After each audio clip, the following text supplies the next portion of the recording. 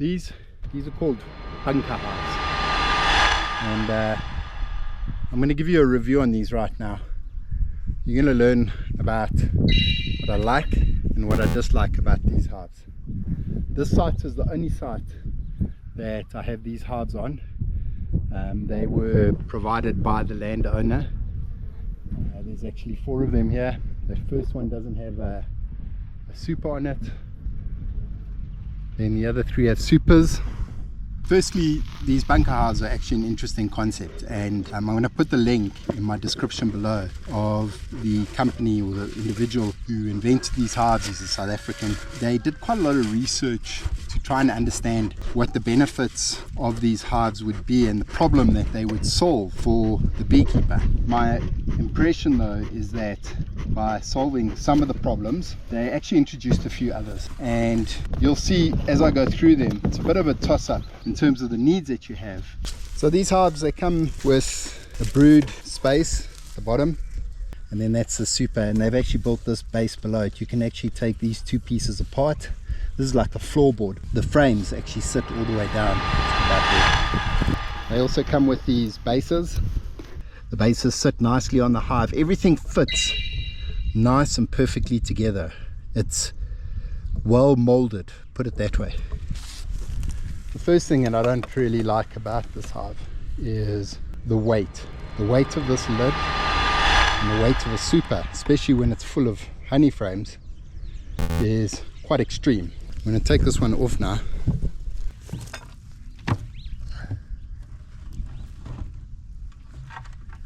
Unfortunately, this hive looks like it's empty.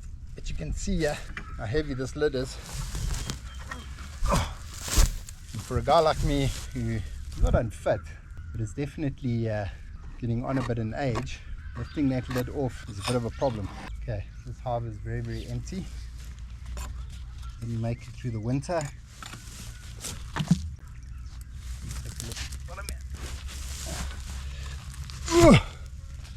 There you go, you can see the weight of that. And that's an empty super. There's no honey in these frames. There's wax, but there's no honey. But we're going to leave this hive as it is. Okay, now I've got to put this back on again. You're going to see.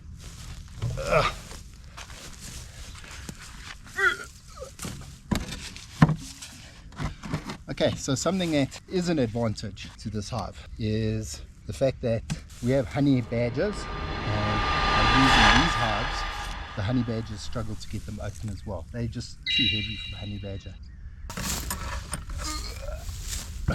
It's a bit disappointing. That hive is empty. You could see the weight of the lid.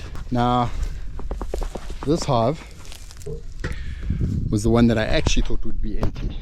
And the reason I thought that one would be empty is it was the last hive that we actually put bees into, and it was just before winter. I've seen bees going in and out of this one, which is surprising. Now you can see with this bunker hive, this is basically just the brood box. There's no super on here.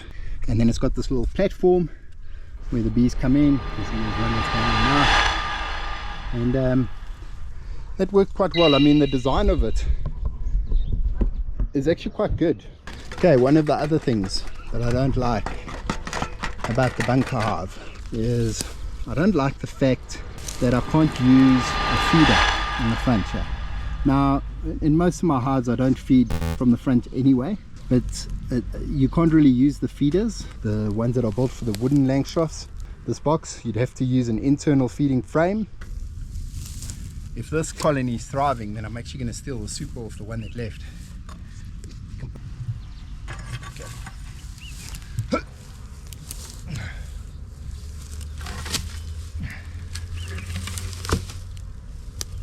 So something else that's good about these hives is you can see we're in winter now, and this bush is very, very dry. Everything here is dry, it's brittle.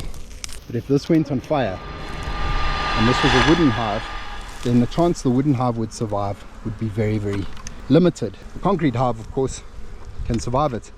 And in fact, there's been some stories on some of my beekeeping groups where the bees have actually stayed in a concrete bunker hive during a fire and they have survived it. So that's actually quite a good benefit for the kind of environment that we have up here in Johannesburg, or dry winters.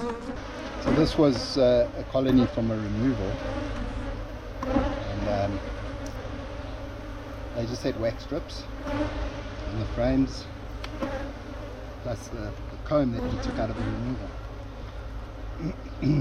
They're doing quite well. Look at this. I'm going to take the super from that box. You're going to see how heavy it is.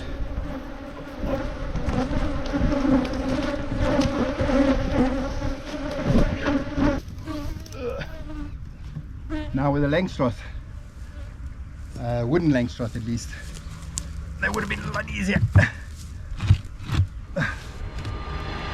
And the chance of you squashing bees when you put these back onto them, you can't actually help it. You're going to squash bees. Right, now we move on to the two stronger hives. Talking about the weight, we also had one of these hives, this one here, fall off its stand. I'll put the video clip of us putting it back up again, but it fell over onto its side. And again, that's because of the weight of these hives on these stands. And if the ground is not really solid underneath it, they're either sinking into it, or the one side sinks further than the other, and then the hive falls over. Okay, so the other thing I don't like about Bunka Hive is you don't put a cover over your super frames. When I mean a cover, like something that's got a piece of fabric or burlap or something like that, then there you see your super frames stick to your lid.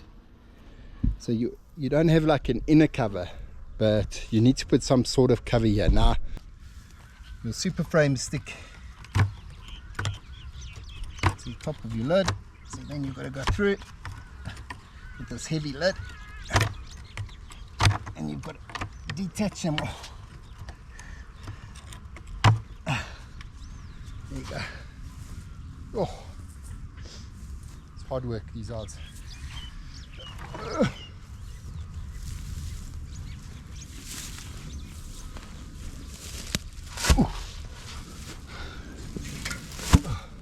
Okay, the other thing I don't like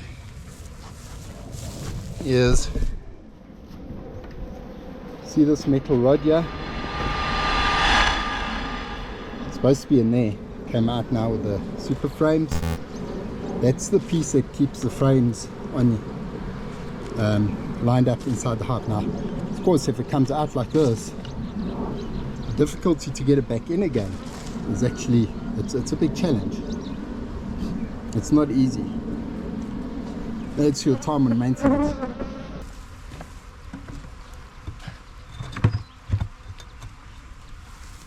Oh. I have to take a breather after each hive, because it just, I don't know, they're just a little bit unmanageable, to be honest with you. I'm not a fan, as you can probably hear. There are some advantages to these hives. I think if you were to get them, it would be more for a hobby beekeeper who's just got one or two hives in their garden and they open them occasionally. One of the things that I have seen is the bees do like them. We've had some of our strongest colonies in these hives.